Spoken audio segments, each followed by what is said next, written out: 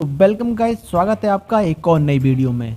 तो आज है संडे और आज हम लौट चुके हैं एक और बेहतरीन स्टोरी के साथ, जो कि आज होने वाली है born again, devil born again. तो कहानी की स्टार्टिंग होती है मेलविन के साथ में, यानी वही मेलविन पॉटर जो कि डेविल के लिए सूट बनाया करता था। वैसे तो ये बंदा सुधर चुका था, लेकिन अचानक से इसने फिर से अपना सूट पहन लिया है और ये चोरी करने निकल पड़ा है। वहीं दूसरी तरफ डेविल की गर्लफ्रेंड यानी कि मैट मर्डॉक की गर्लफ्रेंड ग्लोरी जाती है मैट मर्डॉक के ऑफिस में। ऑफिस में जाके वो देखती है कि फॉगी नेल्सन वहाँ पे अपने सामान पैक कर रहा होता है। अब इस पे ग्लोरी उससे पूछती है कि आखिर क्या हो गया। तब वो उसे बताता है कि मैट बहुत दिनों से यहाँ पे नहीं आ रहा है और न ही कोई क्लाइंट आ रहे हैं, जिसकी वजह से अब उसे ये काम बंद करना पड़ेगा। अब ग्लोरी खुद भी कुछ नहीं समझ पा रही थी, क्योंकि मैट उसे भी काफ़ी दिनों से इग्नोर कर रहा था। दरअसल हैदर नाम की एक लड़की ने मैट के आगे सुसाइड कर लिया था। इससे मैट काफ़ी ज़्यादा टूट गया और उसे लगा कि इसमें सारी उसी की गलती है, और उसे ऐसा भी लगा कि सारे लोग भी उसी को ब्लेम कर रहे हैं। तो इसलिए उसने सबसे कनेक्शन तोड़ लिया। अब मैट डेविल का सूट पहनकर एक छत पे बैठा वहाँ पे सोच रहा होता है, लेकिन तभी उसे मेलविन की गाड़ी की आवाज़ आती है, क्योंकि उसके पास सुपर हेयरिंग की पावर है। अब इस पे मैट को लगता है कि फिर से वो चोरी करने निकल पड़ा है, तो इसीलिए उसे काफ़ी ज़्यादा दुख होता है कि उसने भी उसे धोखा दिया। लेकिन हमें दिखाया जाता है कि दरअसल बैटी यानी कि मेलविन की गर्लफ्रेंड को किसी ने किडनैप करके रखा है, और वो मेलविन को फोर्स कर रहे हैं ताकि मेलविन उनके लिए चोरी करेगा और तभी जाके वो उसकी गर्लफ्रेंड को छोड़ेंगे। तो वहीं दूसरी तरफ डेविल पहुंच जाता है मेलविन के गैराज में ताकि वो मेलविन से पूछ सके, लेकिन तभी वहाँ पे उसे कुछ गुंडे दिखाई देते हैं, जिन्हें मारपीट करने के बाद डेविल से पूछता है मेलविन कहाँ गया। पर वो गुंडे केवल छोटे मोटे चोर उचक्के थे, तो उन्हें इस बारे में कुछ नहीं पता। वहीं पे फॉगी और ग्लोरी कैफे में बैठ के मैट मर्डॉक की बात कर रहे होते हैं कि आखिर क्यों मैट इतने दिनों से लापता है। अब फॉगी उसे नहीं बता सकता था कि वो डेविल है, लेकिन ग्लोरी को लगता है कि मैट शायद उसे चीट कर रहा है। फिर इसके बाद फॉगी उससे बात घुमाने लगता है और वो ग्लोरी को बताता है कि किस तरह से वो और मैट पहली बार मिले थे। यहाँ पे उसे लगता था कि सारे बच्चे उसके मोटापे का मजाक बनाते हैं, लेकिन मैट ने उसे समझाया कि ऐसा कुछ भी नहीं था, और उसकी बातों को सुन के ग्लोरी उससे इम्प्रेस होने लगती है। वहीं पे डेविल थक के अपने घर आ चुका था, लेकिन तभी उसे मेलविन की कॉल आती है। दरअसल मेलविन ने मैट मर्डॉक को कॉल किया था और उसे नहीं पता था कि मैट ही डेविल है। वो बस मैट से कहता है कि प्लीज़ डेविल को कह देना कि मुझे वो रोक ले, क्योंकि मैं ऐसा नहीं करना चाहता।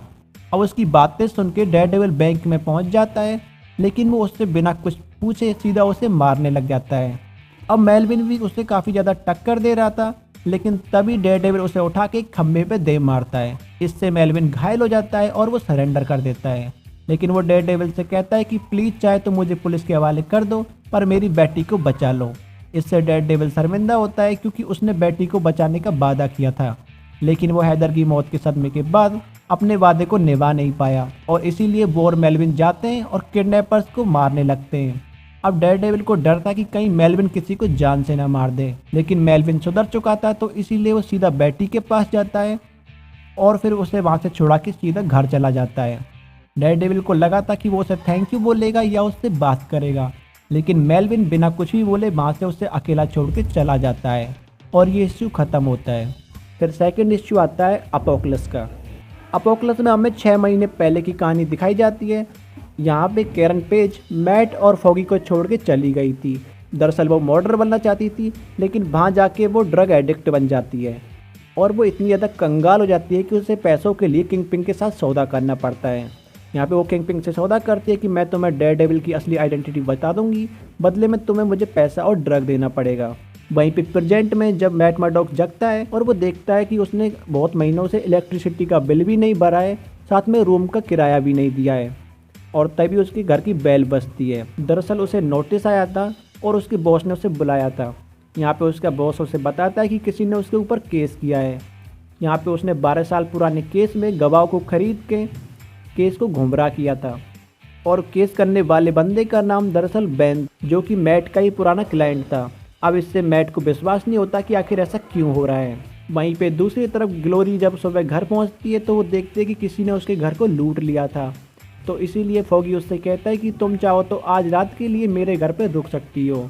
अब घर पे ढेर सारी बातें करने के बाद ग्लोरी फॉगी से इम्प्रेस होने लगती है, लेकिन फॉगी नहीं चाहता था कि वो अपने दोस्त को चीट करे और उसकी गर्लफ्रेंड से प्यार करे।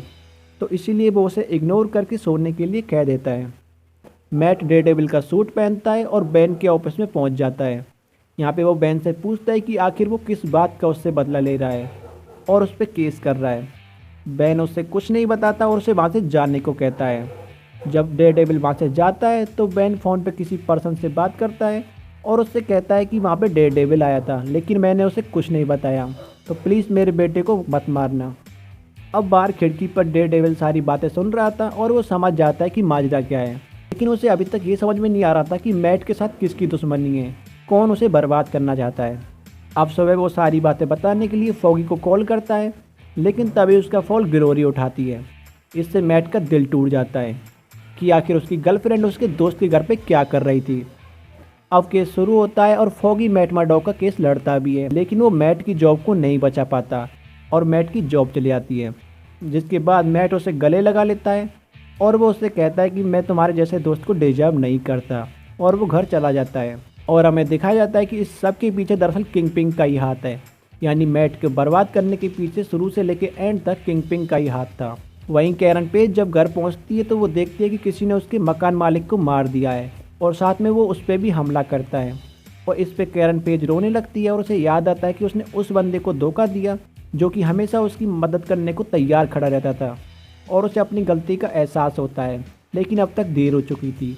जब मैट अपनी जॉब जाने के बाद घर पहुंचता है तो तभी वहाँ पे एक बहुत बड़ा ब्लास्ट होता है, जिसके कारण पूरी की पूरी बिल्डिंग उड़ जाती है, लेकिन समहाउ मैट बच जाता है। लेकिन जो भी बिल्डिंग के अंदर लोग थे, बूढ़े बच्चे जवान, सब मारे जाते हैं। और इसी के साथ ये वाला इश्यू ख़त्म होता है। तो इस वीडियो को यहीं पे रैप अप करेंगे। आई होप आपको ये वाली वीडियो पसंद आई हो, और जल्दी हम इसका पार्ट 2 भी लेके आएंगे। तो इसीलिए पार्ट 2 चाहिए तो कमेंट सेक्शन में पार्ट 2 ज़रूर लिखना। तो अभी तक चैनल को सब्सक्राइब नहीं किया है तो कर दो ना यार, पैसे थोड़ी ना लगते हैं उसके। तो फिर चलते हैं, अपना ध्यान रखना। जय माता दी।